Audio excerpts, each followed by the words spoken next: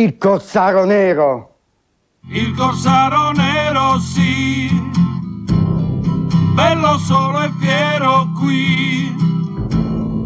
Il corsaro nero che io lo ricordo, sai, fu proprio qui.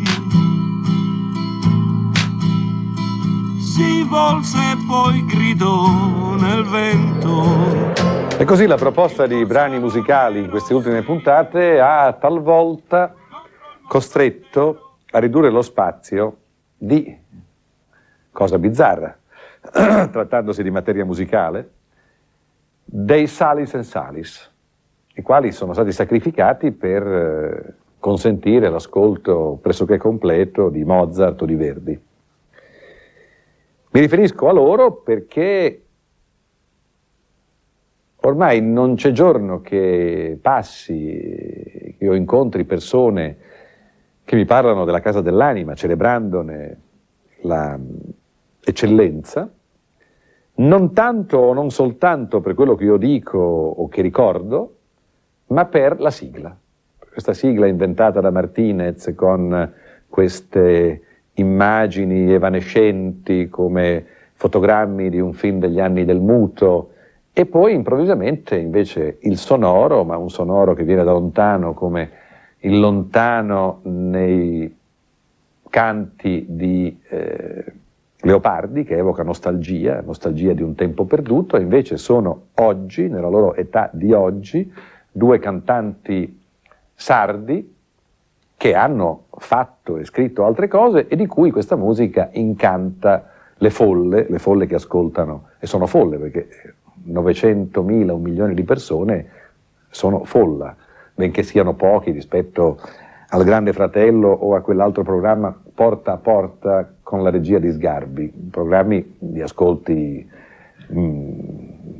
si può produrre quello per il popolo e produrre la Casa dell'Anima per 1 milione di aristocratici, che sono molti, sono una moltitudine di aristocratici che ascoltano e che a gran voce acclamano e richiedono i Salis and Salis, e sono il disco più venduto fra gli invendibili, nel senso che non esiste.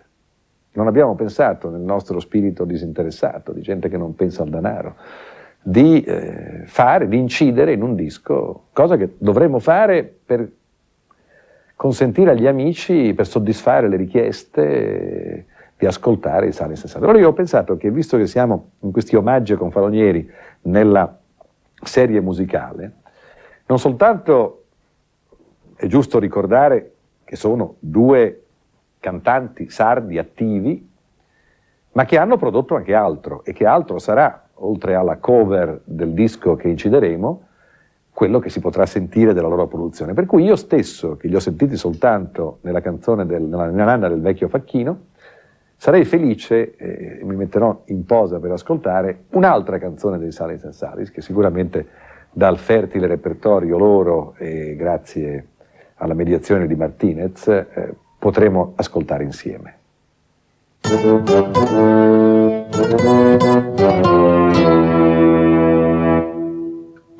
è finito ormai, dove finì?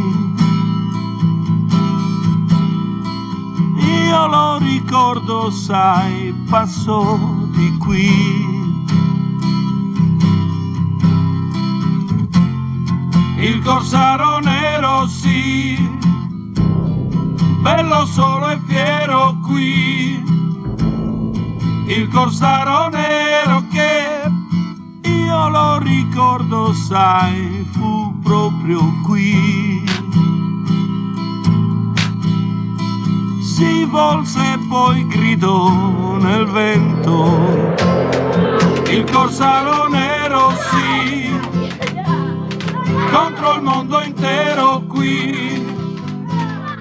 Il corsaro nero che non fuggì, il corsaro nero proprio qui. In fondo a via Volte, 1000 più nemici tutti qui. E non fuggì, aveva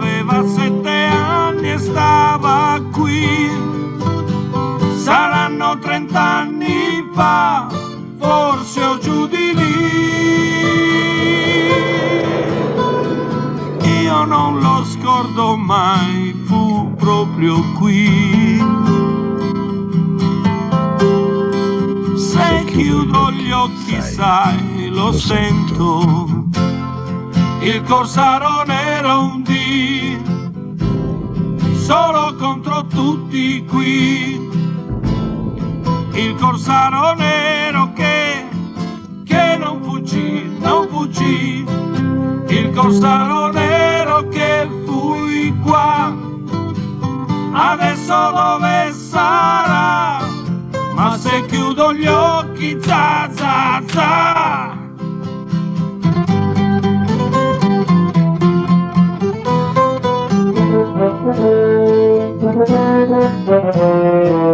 No, niente, prendo un caffè, sto bene, passerà, e il vento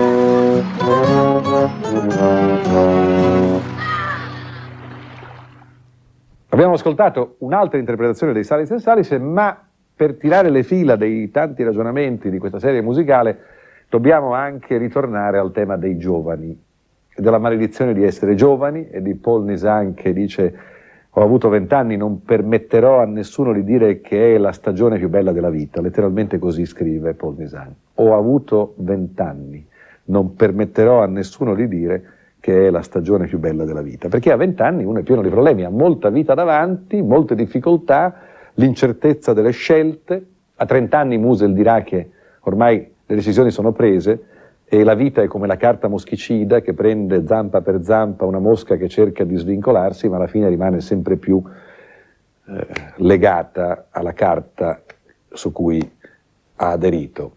E a 30 anni, certo, le scelte sono pressoché definitive, formate. A 20 anni molte possono essere le strade e qualcuno traumaticamente può anche a 30 o a 40 anni, con una vocazione per esempio, entrando in seminario, fuggendo dal mondo, sparendo come ha fatto Majorana, come ha fatto Federico Caffè anche a oltre 70 anni, insomma si può. E alcuni possono addirittura nascere a 60 anni, come è accaduto a Tomasi di Lampedusa, ma sono casi rari.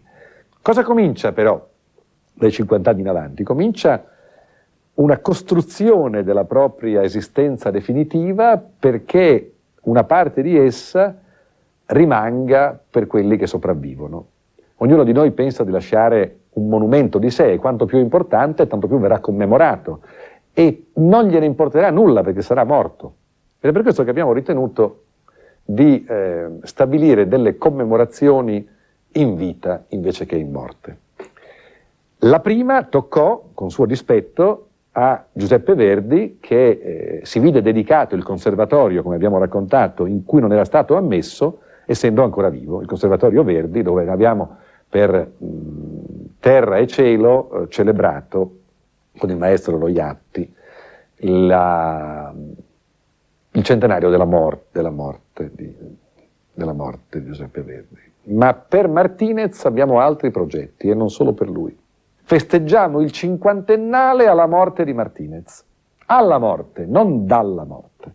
Ecco, questo è un altro filo che abbiamo tirato per spiegare il rapporto fra la bellezza d'essere giovani, perché hai ancora davanti 60-70 anni da vivere, ma anche la difficoltà di affrontarli. E invece il compiacimento di averne 50, 60, 70, 80 e guardare all'indietro pensando alla bellezza di averne 20, ma festeggiando per intanto il proprio presente e non dalla morte, quando essendo nulla, cenere, pulvis, cinis et nihil, non avremo neanche le orecchie per sentire neanche un applauso, niente.